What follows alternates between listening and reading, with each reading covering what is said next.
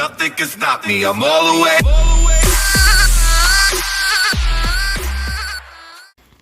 How's it going, guys? Public Safety Network here. Today we're going to talk about body armor, kind of the importance of body armor, basic how it functions, different types, and then possible setups you may want to look at when deciding what's best for your own personal choice of body armor. Now, most people know that body armor is used to stop the penetration of bullets. So inside here are some plates, and I use plates as a general term, that when hit by a bullet will stop the penetration. And obviously it's not going to stop the full force of the bullet, but it will stop it from penetrating. So I mean, you may receive some other internal injuries possibly from the force of the bullet striking you, but it will stop the penetration. Now, there is one agency currently that does the rating for body armor ballistic plates, and that is the NIJ, or National Institute of Justice. They currently have 5 ratings, and that is 2A, 2, 3A, 3, and 4. For the purpose of this video, both of these vests are 3A. The reason being is that this is the most common type of armor that you're going to find used by security and most law enforcement agencies. The 3A armor is designed to stop majority of your handgun rounds up to a 44 Magnum under certain velocity and grain. And that's where we're going to kind of get into a little disclaimer, guys, is when you shop around for body armor, you need to kind of look at 2 things. Is just because it says it'll stop a 44 Magnum or it'll stop a 357 Magnum, you need to look under to make sure that it's under certain conditions, because not every bullet, just because it is that caliber, is made the same. Just because a bullet is a 44 Magnum doesn't mean that it's the same weight or the same speed as other 44 Magnums, and that can have an effect on how effective the vest is. And also, guys, be very wary of any other type of certifications that armor manufacturers claim to have. As of now, the only current standard in the body armor industry is the NIJ. So you have other manufacturers that will try to advertise that, it's certified through this or this or this, and just be very wary of that, guys, because a lot of times it's not a recognized standard, and so that a lot of times may affect your decision on whether or not to purchase the body armor. Like I said, both of these are level 3As. When you get to level 3 and 4, that's when you get into the hard plates. You see there's a lot of plate carriers. Those kind of are used to stop most of your rifle rounds. So they're going to stop your AR-15s with the 223 and 5.56. They're going to stop the AK 7.62 by 39. Those are what those armors are used for. Majority of those are going to be used by like your SWAT teams, the military, because they're more likely to encounter those types of weapons than your standard security guard or patrol officer on the street. The most common types you're going to see polyurethane, ceramic, and steel. Although we're talking about 3A today, I'm going to give a little piece of advice.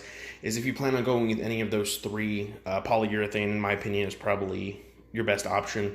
It's going to be a little bit thicker of an option. So I mean, it's going to be a little bulkier, but it's going to be your lightest option. I think most polyurethane plates are around 2 to 3 pounds each. So if you have front and back and 2 side panels, you're looking at between 8 and 15 pounds, which, to be perfectly honest, if you're looking at steel plating, which I've seen some guys do, you're looking at about 15 pounds per plate. And so if you're going to go with the hard option versus the soft body armor, then polyurethane may be the one you want to look at. Now, obviously, before me, you see 2 different vests. Obviously, they are both level 3, but they are both different. They are both using different carriers. This right here by Survivor Armor is a concealed carrier. So pretty much what you would do is you would wear this underneath your uniform shirt. It can be used underneath just any other plain shirt. You see these a lot with people working in either like an undercover or plainclothes capacity, plainclothes police officers, executive protection, all these guys, they wear these underneath because obviously they want to blend in with their surroundings. They want to look inconspicuous, but they also want to have the same protection that the body armor will offer. And so they a lot of times will go with this type of carrier, which is a concealed carrier. It has 2 straps at the top that go over your shoulders and 2 around the sides. And so this actually will form a full it'll fully surround you front, back, and then both sides. And then it actually also has a little pocket right here in the front and back for trauma plates. Trauma plates are pretty much, you can get a small section of what would be the hard armor, so polyurethane, ceramic, or steel, and you can actually just drop it and it'll protect the most vital parts of your body, including like your heart and then obviously your spinal cord. And so that's actually a good option for people that want some protection against rifle rounds, but not have to wear full plates all the time.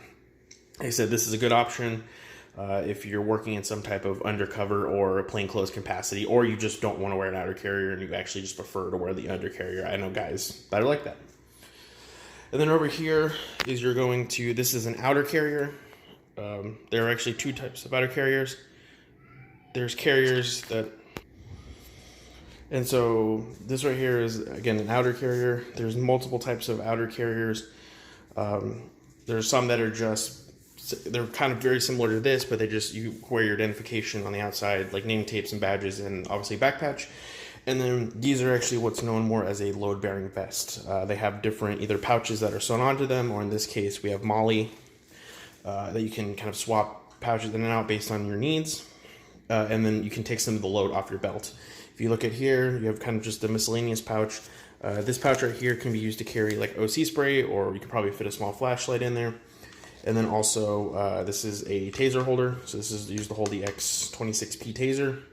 And then a radio pouch. So because of the load-bearing nature, and you're able to put some pouches on there, you have the ability to take some of the weight off of your belt and put it onto your vest, which makes it a lot easier on your hips, on your knees, on your back. And then also includes other things like you can put a name tape here with your name across it. Also, this is for a badge, either for a cloth badge that has Velcro on the back, or if you have a normal metal badge that you can actually pin directly to the vest. And then on the back right here, you have additional MOLLE, and then you also just have rear patch. So if obviously security, you have police if you're a police officer, sheriffs if you're a sheriff's deputy. And so this is a big patch you can put on the back as an identifying measure. So this right here, a lot of times you see with a lot of patrol cops, a lot of security guards, because they do carry a lot of things on their vest, on their waist. So a lot of times they will wear these if approved to get some of that weight off their vest. And so you see a lot of guys will be walking around with these on. These right here are also very good for certain weather conditions, especially the heat, because it's very easily, you go to a safe environment, you may want to pop open the sides real quick and you'll air it out a little bit. With the concealed option, you really kind of don't get that because it's underneath your clothing, and therefore you'd have to take off your layers of clothing in order to get the vest off. And so for most security jobs that require you to wear a uniform, and as long as it's approved by your company, your department, or whatever, I usually recommend going with an outer carrier, because for the most places it's the most convenient. Like I said, and a lot of times it's the most useful when it comes to carrying items if you carry a lot of them. Now, you gotta kind of ask yourself, well, how do I, decide what to get?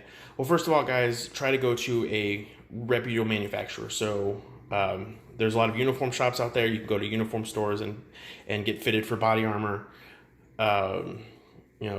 Most uniform shops have body armor departments. They have people that specialize in measuring you to make sure you have body armor that fits correctly, and then also pick out a carrier based on whatever your needs are, whether it's a concealed carrier, whether it's an outer carrier, whether it's a load-bearing carrier. It doesn't matter. Just make sure it fits what you need it to do.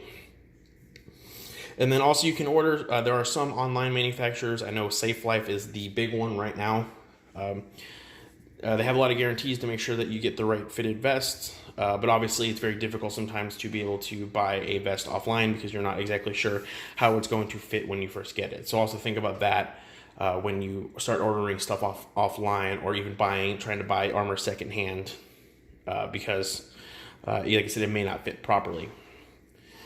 Also, guys, also remember that body armor when you wear it consistently, it has a life of about 5 years. So about every 5 years is when you're going to start looking to possibly replace your body armor and put in at least new plates or new armor.